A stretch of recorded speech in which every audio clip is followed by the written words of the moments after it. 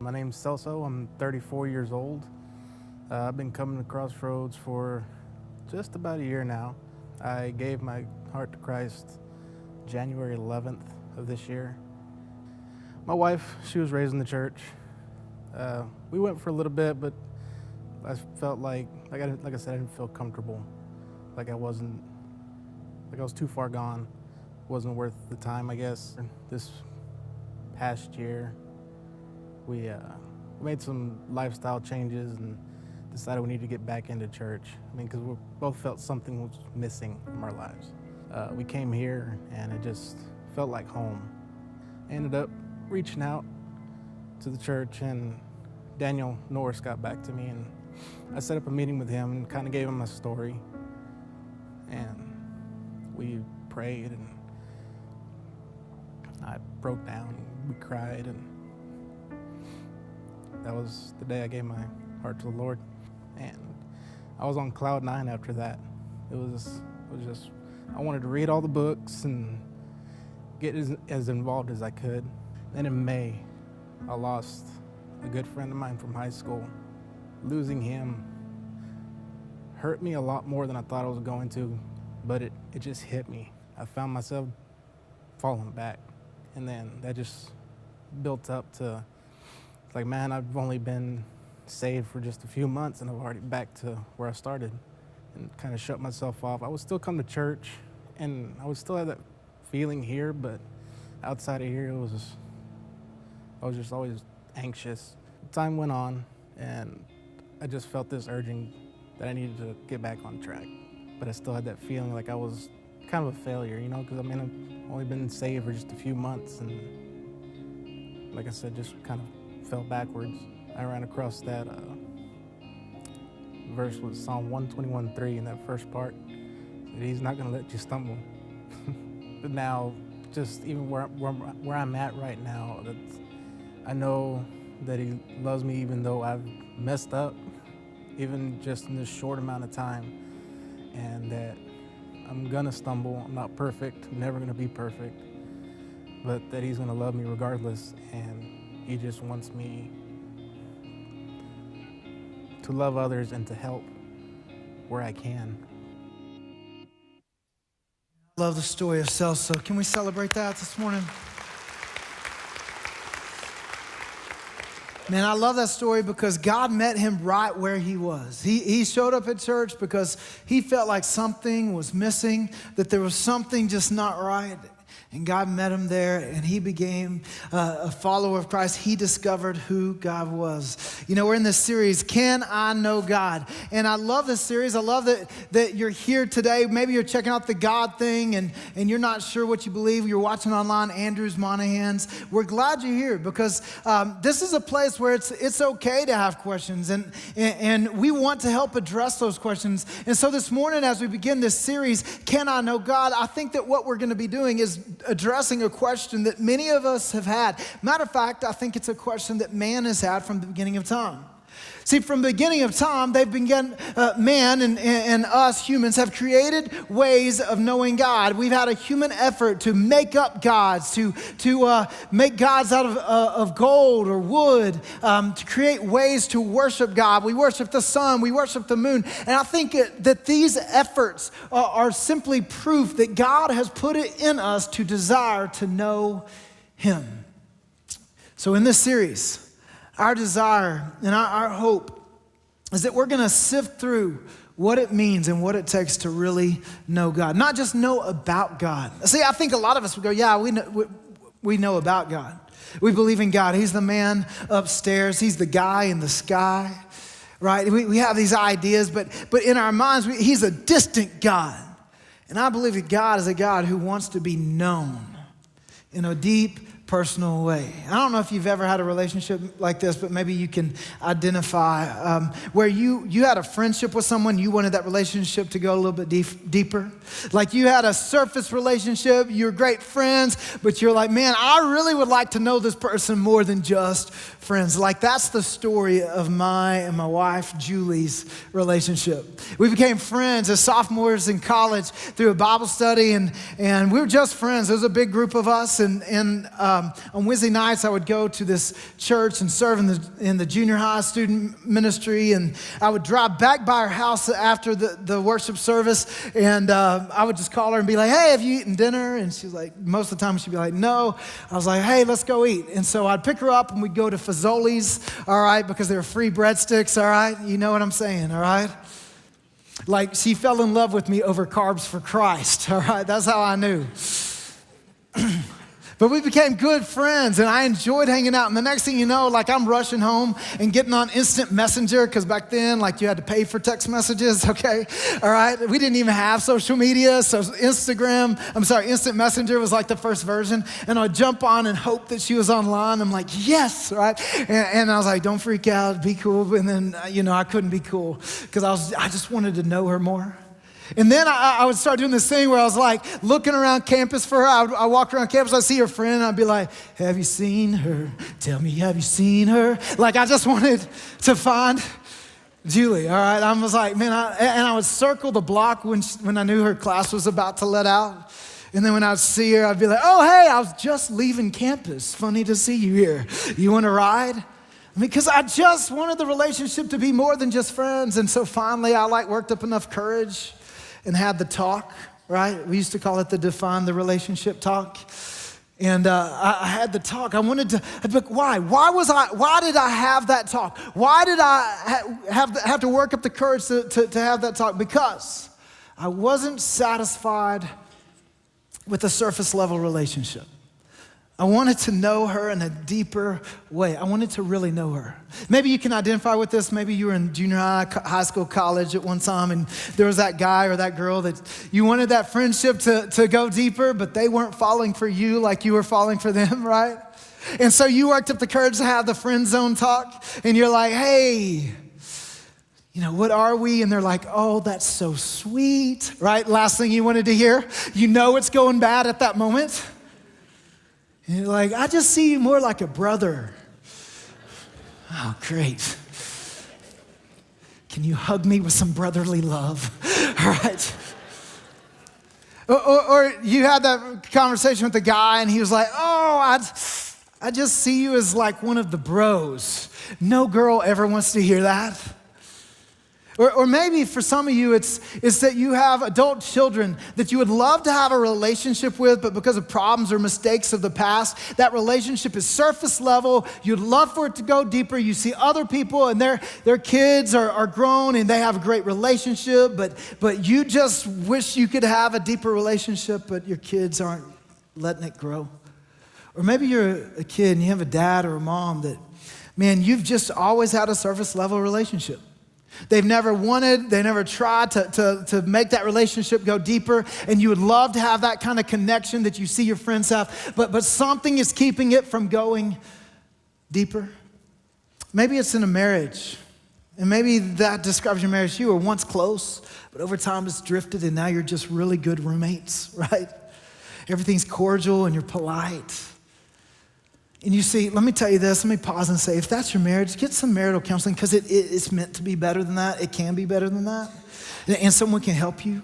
But in all of those situations, here's the thing. We have this tension inside of us saying we want it to be more than just this.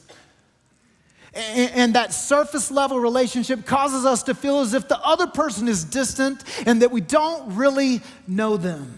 You know what? When it comes to God, I think the same is true. I think God has designed us and created us with a desire to know him in a deeper way. I think it's why one of the oldest questions of education and philosophy is, what is the meaning of life? Because there's something deep down in us that says there's something more than this. There's got to be something greater than the here and now.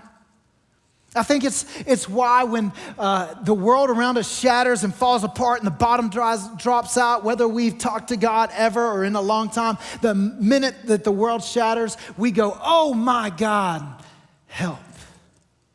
Because I believe God has put it in us for us to know him. But I think that many of us say, yeah, we believe in God, but God is just this distant being. And so we've begun to try to create these versions of God to fill the gap between what we know about God and our desire to know God. There's the bodyguard God, that version, right? And the bodyguard God is very common. It's this belief that God is there to make sure bad things don't happen to good people. And the problem with this version of God is the minute that a bad thing happens to a good person, we go, oh God, why would you let something bad happen to such a good person? And it creates doubt about whether God even exists. And here's the thing, it's not that God doesn't exist, it's that that version of God doesn't exist. If you think about it, nobody's ever made an argument for God being real by saying, hey, we know God's real because bad things never happen to good people. That's how no one's ever made that argument. And when you think about the way Christianity began, it began with something incredibly horrific happening to a very, very good person. The bodyguard God doesn't exist. The on-demand God, that as long as I have reasonable, fair, selfless reasons for asking, then God should answer my requests. He should do whatever. He's on demand. He's there waiting. And as long as my motives are right, he should answer me. So when we don't feel like he's answered us, we begin to doubt. Or the in my feelings God, right? In my feelings God, you went to camp, you had a moment, you had an experience after that service. You left that experience going, Jesus, do you love me, right? And you older people may not know that, the younger people do. And this God, look, here's this God. It's a God who begins, you felt him. You had an emotional moment and you felt him and you left going, man, I know God is real. I felt him. He's good. But then time goes on, you walk in, people are singing, raising their hands, and you're like, do you feel it? I don't feel it. I don't feel it. And he creates this idea that if we don't feel God's presence, then he must not be present. And then there's the good luck God. I just got to keep God in my pocket, got to keep him happy. Because as long as I keep God happy, I do enough good stuff, and I give when I need to give, and I smile when I need to smile, and I help the person when I need to. As long as I do those things, then I'll make the team, I'll win the game, I'll get the job, I'll close the deal. I just have to keep God happy. He's my good luck charm. The problem is that when the good luck charm fails to work, we get rid of it. And then there's the guilt God. This version of God, many of us have been trying to get rid of for a long time. We're trying to get away from. Matter of fact, some people walk away from faith, from God, because they don't like the guilt God. And this God could also be called the angry God, right? He's the God who tells you you're not good enough. He controls us with fear and shame. He's the God who yeah, we agree he may love us, but we know there's no way he likes us very much. And we've been trying to get away from the guilt God for a long time. And the problem with this God is that the moment we finally look up and go, look, there is no way I'll ever measure up. So we just choose to give up. And then there's the anti-intellect God. I ran into this God in college. This is the God that, that we believe that you have to choose between science and faith, or between logic and faith, between reason and faith. This is the God that tells us that when our faith comes into conflict with intellect, that's when we just got to, stop thinking and start believing. Can I tell you something? This is false alternatives. These are false alternatives. See, this anti-intellect God, the problem with this God is that at some point you will outgrow this God. See, these are just versions of God. And these are our own versions to help fill the gap between our desire to know God and what we've heard about God. And the danger, the problem with these versions of God is that when God doesn't measure up to our version, we choose to give up. So our hope is in this series. Maybe some of you are rediscovering your faith, or maybe for some of you, you're discovering God for the first time, or maybe for some of us, we've known God, but he's been distant. And our hope is in this series, you will discover that you can really know God. And so to get us started today, I want us to look at this idea that Jesus came to show that God is a God that we can know. We're going to be in John chapter 14 this morning. If you have your Bible or your device, you can go there. If not, it'll be on the screen, so no worries. But to give you a little bit of context, Jesus has just had his last supper with his disciples. He knows his death is coming soon. Like he's predicted it several times. They've glazed over it. They don't really understand what he's talking about. So he has a last supper with his disciples, and then he washes their feet and says, man, you need to serve people in the same way. And then he predicts his betrayal and says, hey, one of you, Judas, you are going to betray me. And that's where this whole process is going to kick off of me dying, okay? Judas, you're going to betray me.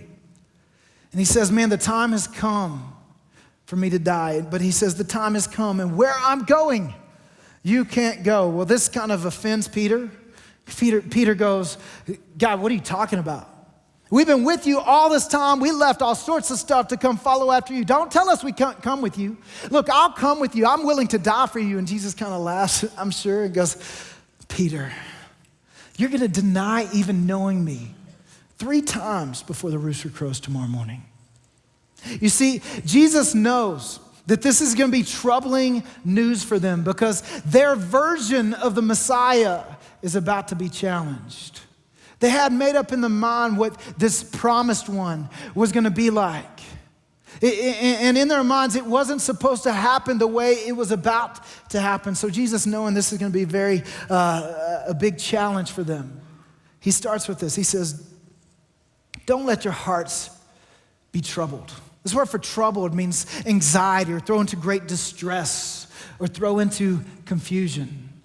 He goes, look, I know that what I'm about to do isn't going to measure up to your version of me. And so when everything looks like it's caving in around you, don't be troubled. See, they still saw Jesus through their version of the Messiah that they wanted him to be.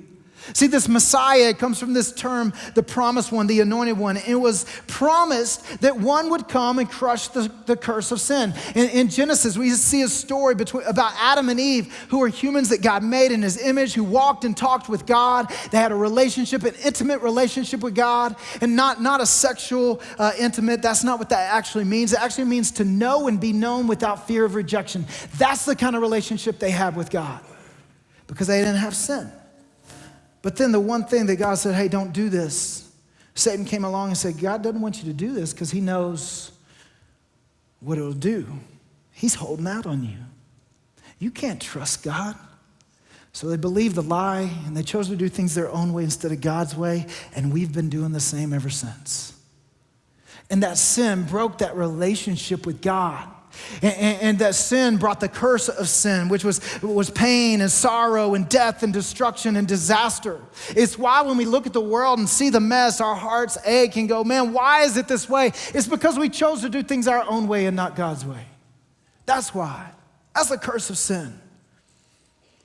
But at the same time, God said, but don't lose hope. I'm going to send one. I'm going to send someone who's going to break the curse of sin and break the power of sin and deliver you. And that one became the Messiah. And so they began to create versions of the Messiah, the one that would come. And what they saw over time was that God sent people to deliver them from their physical enemies. And so because that they'd seen, deliverer after deliverer, warrior after warrior, king after king, come along and deliver them from their physical enemies. That's what they expected, and that's what they wanted.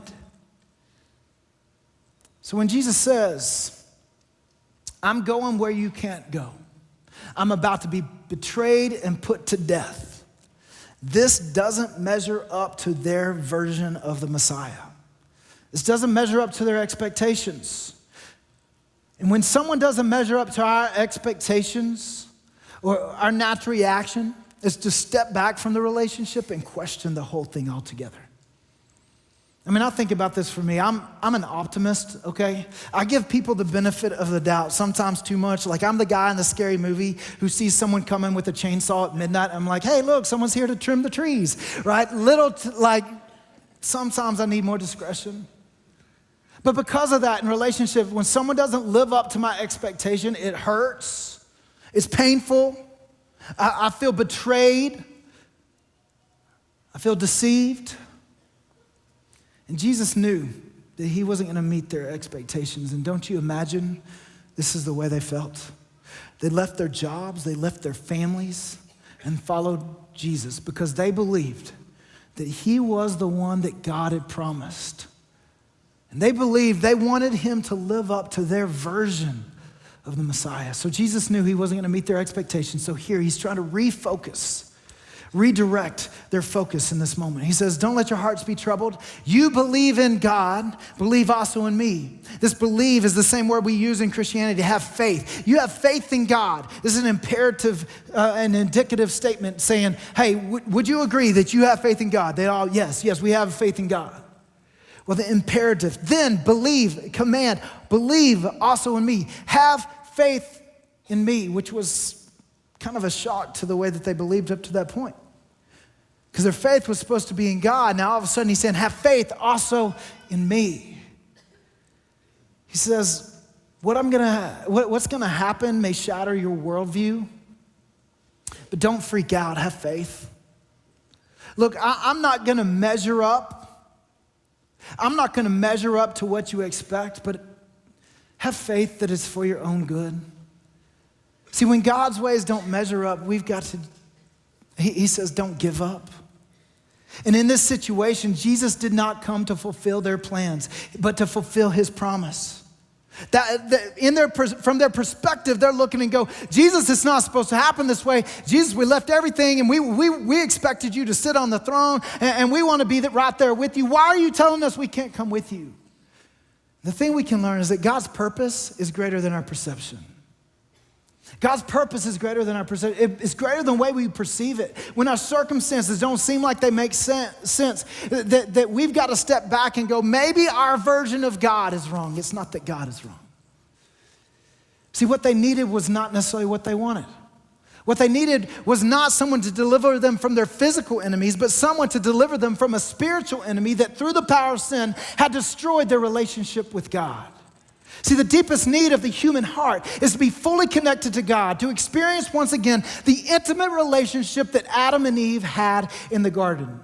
See, the worst part about sin isn't that it will destroy our lives, but that it destroyed our connection to the only one that can satisfy our deepest needs. So while the Jews and the disciples wanted someone to deliver them from their physical enemies, what they needed more was someone to come and deliver them from the curse of sin. So what Jesus says is, man, what's about to take place next may seem like I failed you. But trust me, have faith that it is the path to your greatest future. Look, what may happen next may look like a setback, but it is a setup for the greatest comeback of all time. He goes on and says this, my Father's house has many rooms. If that were not so, would I have told you that I'm going to prepare a place for you? Remember that what broke was their ability to experience the presence of God. And what he's saying is, I'm going to prepare a permanent place where you can forever experience God's presence. He goes on and says, if I go and prepare a place for you, I will come back and take you to be with me, that you also may be where I am. Look, Jesus' purpose was to create a way back to God's presence. Sin prevents us from fully knowing God in a personal way. How do you get to know a person without spending time with them, without sitting in their presence? How do you get to where you feel like you have that kind of relationship with them? We couldn't experience God's presence because of sin. And at this point in time, the only way for anyone to experience God's presence was a priest. So they would bring a priest, an animal, and the priest was the only one who could go into God's presence. It was through a priest that they had access to God's presence, but they themselves didn't get to experience it.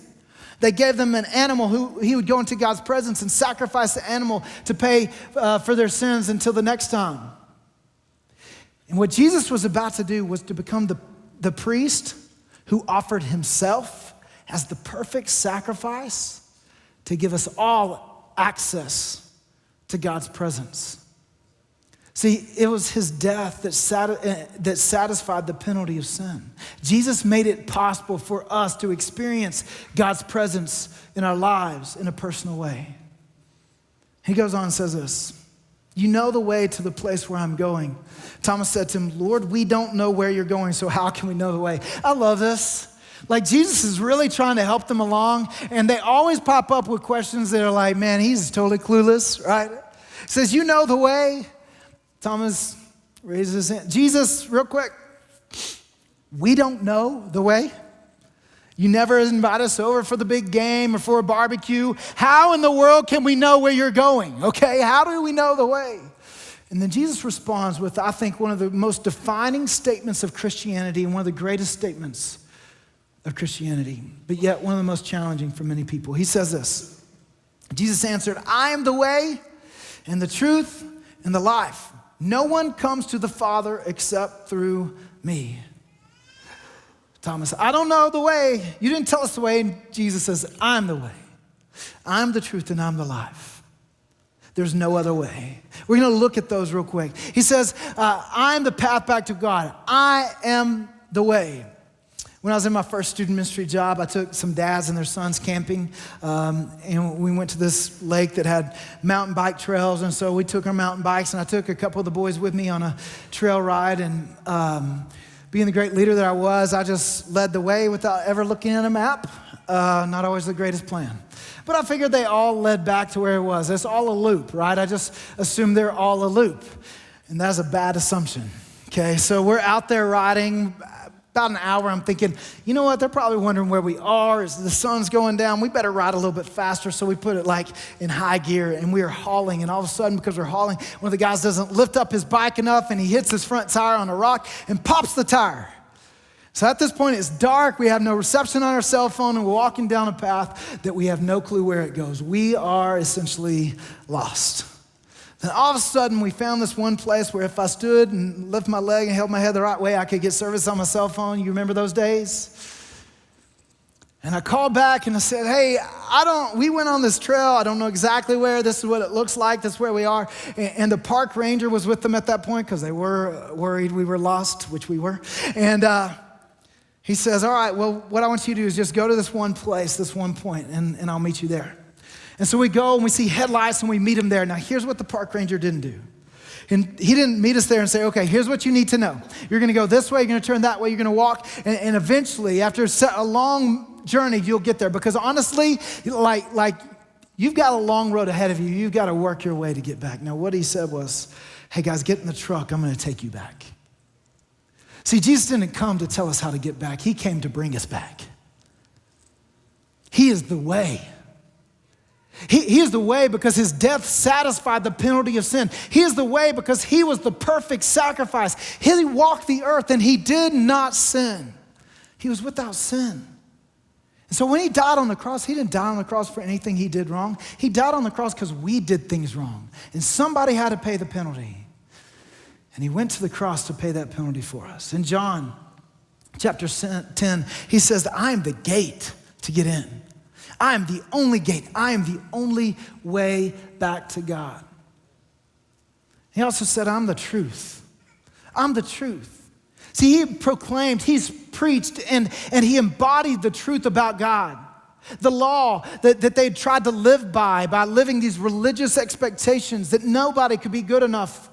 He came and he lived it to a T and then revealed that law that revealed God's righteousness. He embodied it by living it a perfect life. See, he says, look, I'm the truth. I'm not your version of God. I'm the truth about who God really is. And if you want to know the truth about God, then look at me. Not only that, his truth will cut through the lies of the enemy. See, the enemy's lies lead us away from God, and the truth will bring us back. He's the way, he's the truth, and he is the life. He's the life.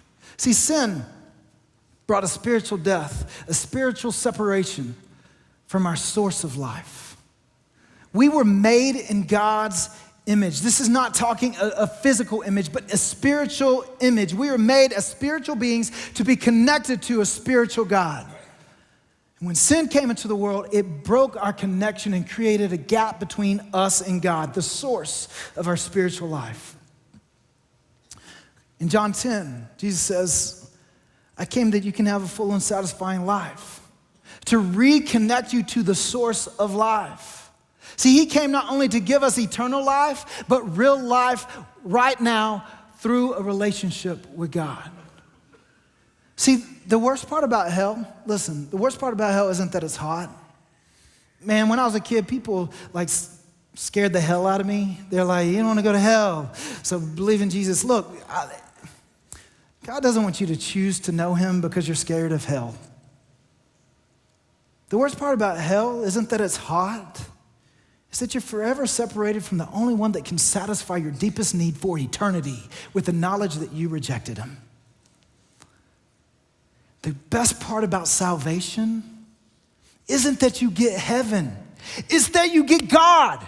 It's that you get God not one day, but you get God now through a relationship with Jesus. He is the life that we long for, the life that we've been wanted, the full and satisfying life that we're chasing after in so many other ways. He says, I am it. I am the way back to life.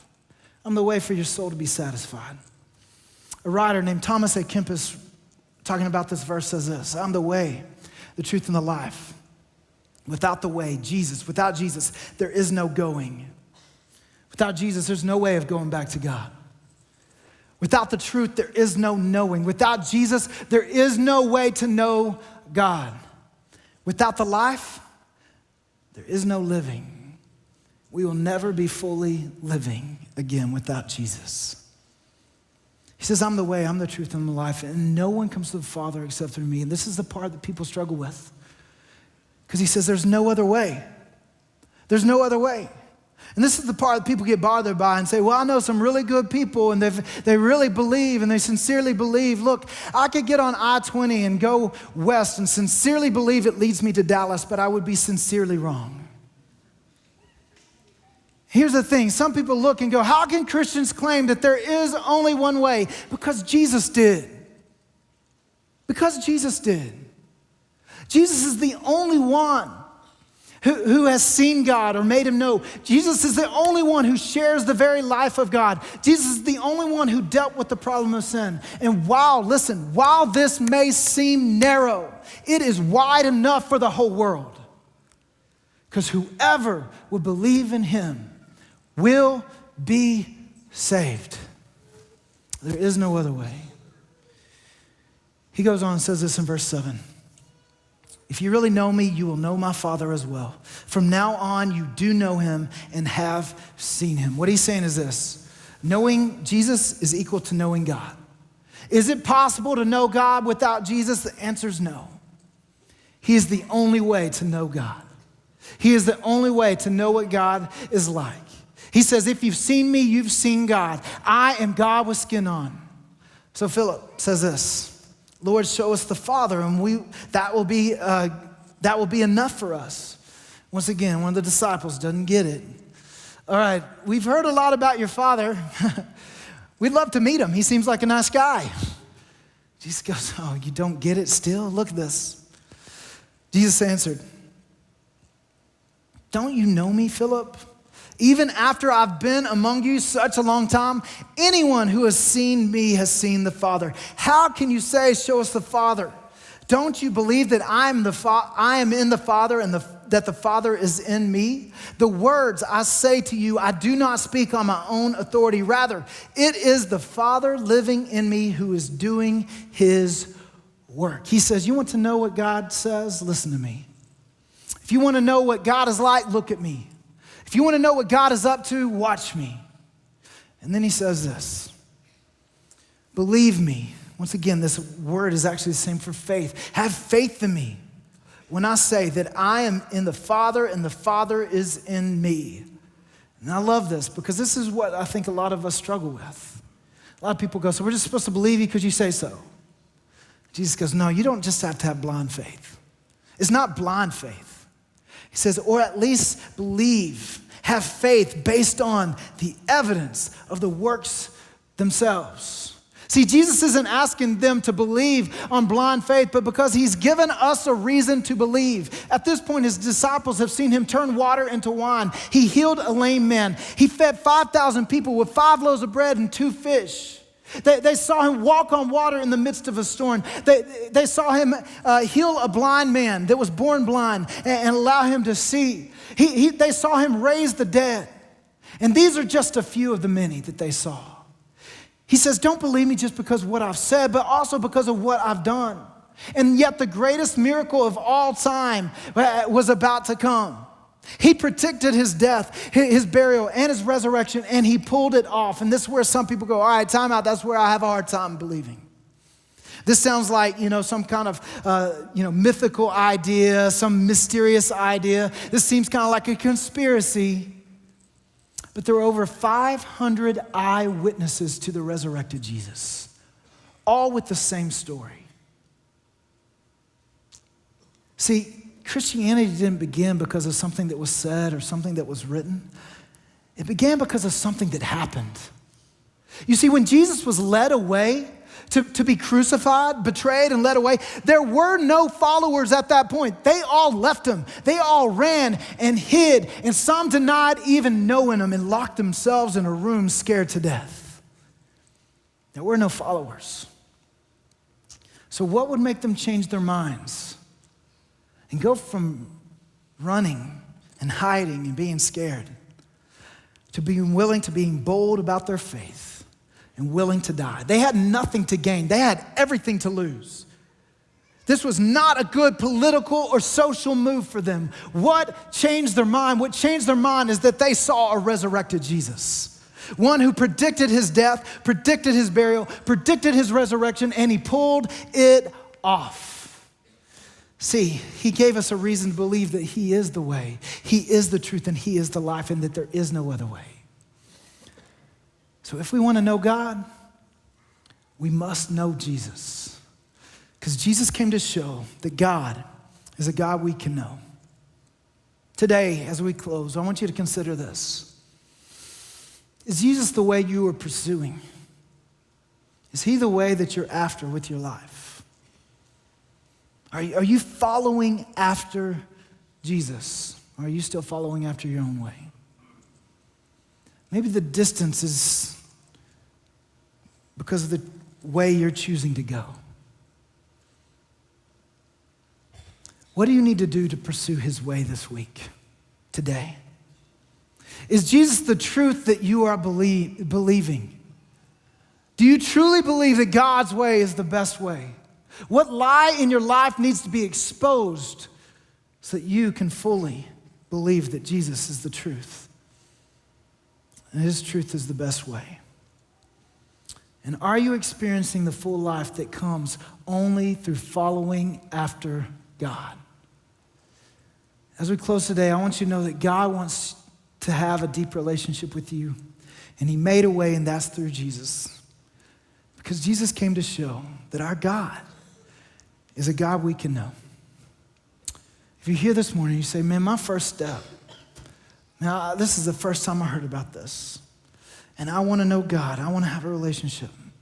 It's very simple. The first step is simply coming to a place where we all say, we all have to realize that we all fall short. Our sin separates us from God, that we, because we sin, we do things our own way and not God's way. We do things that we know are wrong, that sin separates us from God. And that we believe that Jesus Christ was God's son. He walked the earth. He didn't sin. Yet he died on the cross. He was buried and he rose again so that whoever would put their faith in him could have a relationship with God through Jesus. We commit our lives to follow after him. We say, no longer do I want to live my life my way. Today, as I receive faith, I want to turn and I want to go after God. If that's you today, I want to give that opportunity right now. With your heads bowed and eyes closed, if you're here today and you say, I need to follow Jesus, I need Jesus to come into my life and save me, I need a relationship with God through Jesus. If that's you today, right where you are, if that's the decision you're making right now, will you raise your hand so I can know who I'm praying for? Right where you are. Okay, I see you. Who else? All right. All right, I see you up there. Fantastic, I see you down there. Yeah, cool, thank you. Awesome. Fantastic. Hey, if that's the decision, you can put your hand down. I want to lead you through a prayer. This prayer doesn't save you. It's just a way of marking this decision in your heart. Because if you believe this in your heart, and this is a decision you're making from the bottom of your heart, then you've already made the decision, and God is coming into your life even now. But to mark that decision, I want to pray a prayer, and then afterwards, I'd love for you to come down and talk to one of the pastors so we can help you know what your next step is in following after God. But if that's you, tell God something like this right where you are. God, I know that I've sinned, and I know my sin has separated me from you. I believe Jesus died on the cross to pay the penalty of my sin, and that he rose from the grave to defeat the power of sin. Today I put my trust in you. The best that I know how, I want to follow you and let you be the boss of my life. Thank you for loving me. Thank you for saving me. God, my prayer is for those who prayed that today, or maybe we've prayed that at some point and we've made that decision to fully follow after you. We consider whether we are truly following your way and believing your truth and experiencing the life that you offer. And God, that you would show us how to do that so we can experience the full and satisfying life that you created us to experience. I pray this in Jesus' name. Amen.